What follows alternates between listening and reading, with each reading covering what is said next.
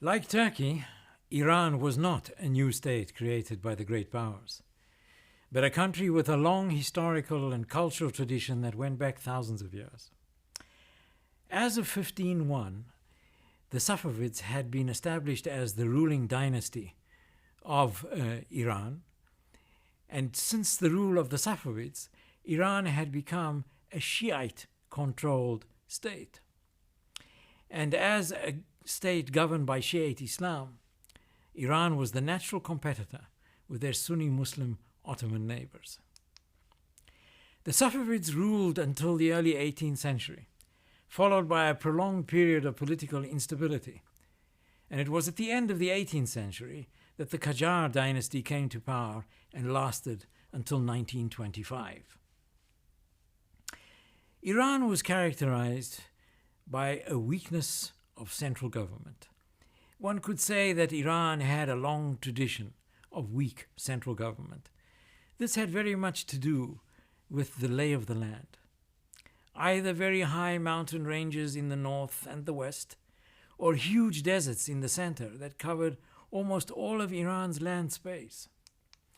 So until the advent of modern means of transport and communications, it was very difficult to maintain effective central government or economic modernization, for that matter. Iran had no real army to speak of, like the Ottomans or Muhammad Ali in Egypt had, except for usually not very impressive forces raised by provincial governors. Iran was a country territorially isolated and very, very far from Europe. And therefore, in the 19th century, we see in Iran a very slow pace of reform. There are some changes in education, but always about half a century later and less extensive than we saw with the Ottomans or Egypt. There is growing economic influence of outside forces and ensuing economic difficulties. And Iran was a country historically troubled by the threat of external influence and penetration. The borders of Iran were particularly problematic. Iran was populated by a series of minorities that lived along the borders. And these ethnic minorities along Iran's borders straddled the borders with part of their population in Iran and part in neighboring countries. The Azeris with part of their population in Iran and part in Azerbaijan, the Kurds in Iran and in Iraq and Turkey, the Arabs in Iran and in Iraq, or the Baluchis in the east who have part of their population in Iran and part in Pakistan. In 1900, Iran had a population of about 10 million.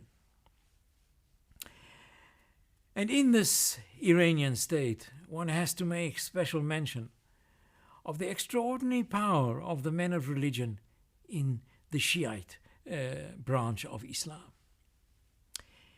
In the Shiite branch of Islam, the men of religion tend to be a lot more influential and powerful than their Sunni rivals. In Sunni Islam, as we have already noted, the gates of ijtihad, that is, of independent interpretation, were closed in the 10th century. But the gates of ijtihad were never closed in Shia. And there was always the opportunity, which continues until the present day, for the men of religion in Shia to engage in independent interpretation, ijtihad. In the late 18th century, there were two schools of thought that emerged in Shiite Islam in Iran. The one was called the Akhbari school and the other was the Usuli school. The Akhbaris argued that all answers could be found in the Quran and the Sunnah, that is, the traditions of the Prophet. The Usulis argued that answers should be given by living interpreters, the mujtahid, the man who conducts ijtihad, independent interpretation. And the Usulis argued that answers should be given by living mujtahids, and it was they who emerged victorious. So you have the principle of imitation, where the living mujtahid, the interpreter, is imitated by the believers. And there is this very small number of the most senior ayatollahs who are these interpreters, and the rank and file who are the believers and those who are the imitators of the imitated, who is the interpreter of religion. These men of religion are financially independent of the regime because they are paid and maintained by the believers. And as such, they have a very strong economic and political link with the masses, which gives them a great deal of political influence and at the same time considerable independence of the regime, as opposed to the Sunni ulama, who were usually bureaucrats of the ruling regime, as it was in the Ottoman Empire and indeed in Egypt of Muhammad Ali. So in Iran we have a constitutional revolution in 1906, and this constitution remained in force for 5 years until 1911.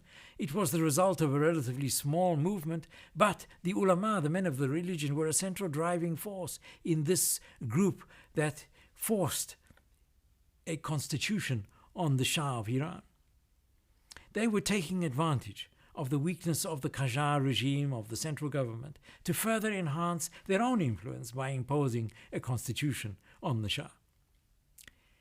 But this constitutional revolution, though likened to the Young Turk Revolution of 1908, is not similar to the Young Turk Revolution at all. In the Turkish case, in the Young Turk Revolution of 1908, we're talking about a society that was already undergoing change after a very long period of reform. This was as a result of a long-standing modernization process. But in the Iranian case, the constitutional revolution of 1906, the modernization process hadn't even begun in any serious fashion. In Turkey, it was the forces of modernity that were in action in creating the revolution of the Young Turks. But in Iran, it was actually a coalition of various forces of tradition and opponents of modernization that had imposed the constitution on the regime.